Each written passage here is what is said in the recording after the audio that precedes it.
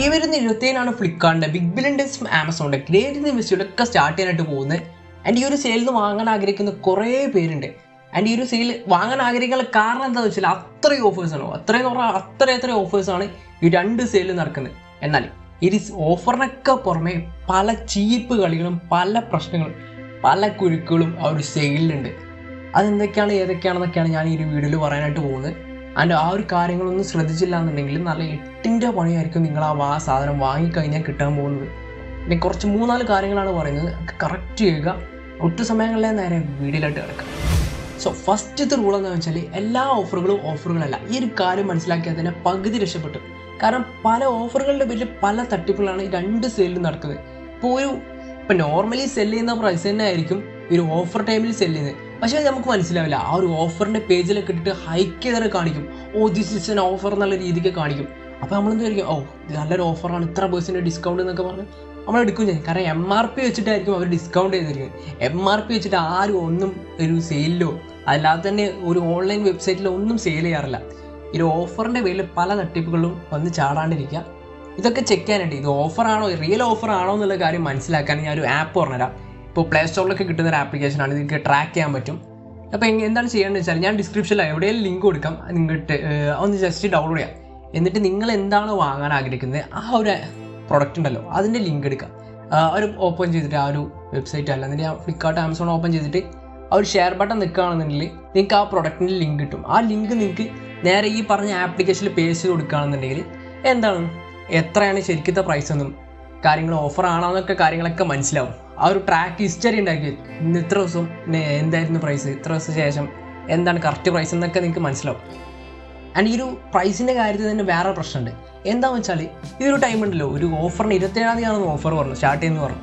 അപ്പോൾ ഒരാഴ്ച മുന്നേ യുവമാർ ആ ഒരു പ്രൊഡക്റ്റിൻ്റെ പ്രൈസ് അങ്ങോട്ട് ഹൈക്ക് ചെയ്യും. ഒട്ടുമിക്ക പ്രൊഡക്റ്റിൻ്റെ ഒക്കെ പ്രൈസ് ഹൈക്കും.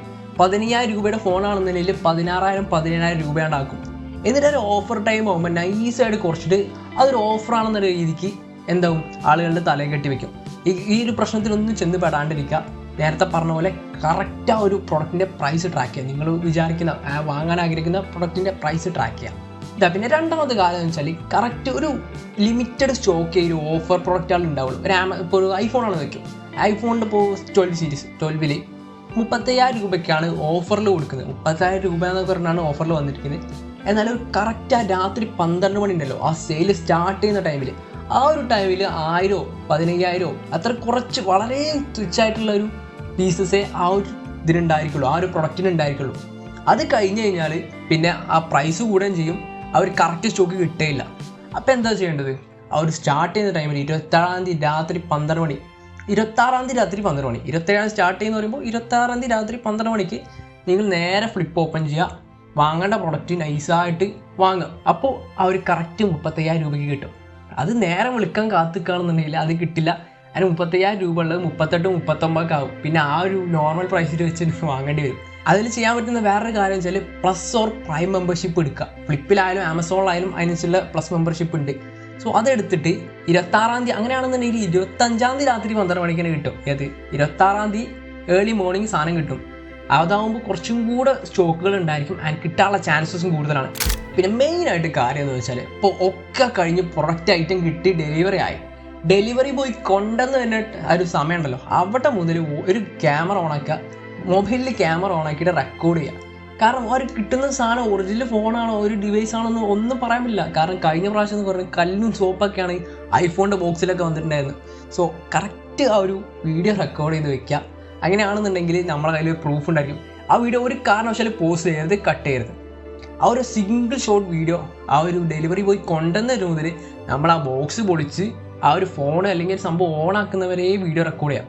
അപ്പോൾ അത് ഓക്കെ ആണെന്നുണ്ടെങ്കിൽ ഓക്കെ, അല്ലാന്നുണ്ടെങ്കിൽ നമുക്കത് ഫ്ലിപ്കാർട്ടിന് അയച്ചു കൊടുത്തിട്ട് അത് നമുക്ക് ക്ലെയിം ചെയ്യാൻ പറ്റും. അല്ലാന്നുണ്ടെങ്കിൽ നമ്മൾ കേടെത്തിയ പോലെയൊക്കെ ആവും. ഓക്കെ, ചില പ്രൊഡക്റ്റുകൾക്ക് എന്തുണ്ടായിരിക്കും, ഈ ഒരു ഓപ്പൺ ബോക്സ് ഡെലിവറി ഒക്കെ ഉണ്ടാവും. അങ്ങനെയാണെന്നുണ്ടെങ്കിൽ ആ ഡെലിവറി ബോയ് തന്നെ ഓപ്പൺ ചെയ്ത് തരും. അതുവരെ നിങ്ങൾ വെയിറ്റ് ചെയ്യുക. അല്ലാത്ത പക്ഷം ഈ പറഞ്ഞ വീഡിയോ എടുക്കലും മസ്റ്റാണ്. പിന്നെ ഈ പറഞ്ഞ നമ്മൾ ക്രെഡിറ്റ് കാർഡ് ഉണ്ടല്ലോ, കറക്റ്റ് ക്രെഡിറ്റ് കാർഡ് എടുക്കുക. ഡെബിറ്റ് കാർഡിന് ഒരു വളരെ കുറച്ച് ഓഫേഴ്സ് ഉണ്ടായിരിക്കുള്ളൂ. ക്രെഡിറ്റ് കാർഡ് ഉണ്ടെന്നുണ്ടെങ്കിൽ ആ പറഞ്ഞ 2,000-3,000 രൂപയുടെ ഓഫർ കിട്ടും. ഡെബിറ്റ് കാർഡ് ആണെന്നുണ്ടെങ്കിൽ അതിൻ്റെ പകുതിയുടെ താഴേക്കാണ് ഓഫേഴ്സ് വരിക. സോ ക്രെഡിറ്റ് കാർഡ് ഉടനീളം കോപ്പി ചെയ്യുക. ആമസോൺ ആണെന്നുണ്ടെങ്കിൽ SBI, അതല്ല ഫ്ലിപ്കാർട്ട് ആണെന്നുണ്ടെങ്കിൽ HDFC, ഇതിൻ്റെ ക്രെഡിറ്റ് കാർഡ് എവിടെയെങ്കിലും ഒപ്പിക്കാം. അപ്പോൾ അത് ഇത്രയും കാര്യങ്ങളാണ് പറയാനുള്ളത്. ഇത്രയും ഓഫേഴ്സ് ശ്രദ്ധിക്കുകയാണെന്നുണ്ടെങ്കിൽ അടിപൊളിയായിട്ട് എന്താണ് നല്ല ഓഫറിൽ എല്ലാ ഐറ്റംസും വാങ്ങിക്കൂട്ടാനായിട്ട് പറ്റും. നിങ്ങൾക്ക് വേണ്ട ഐറ്റംസ് മാത്രം വാങ്ങുക, അല്ലാതെ കുറേ ചവറ് പോലത്തെ ഓഫേഴ്സ് ഉണ്ടെന്ന് പറഞ്ഞാൽ എല്ലാം കൂടെ വാങ്ങിക്കൂട്ടാതെ നിങ്ങൾക്ക് ആവശ്യമുള്ളത് മാത്രം വാങ്ങുക. Okay, see you on next video.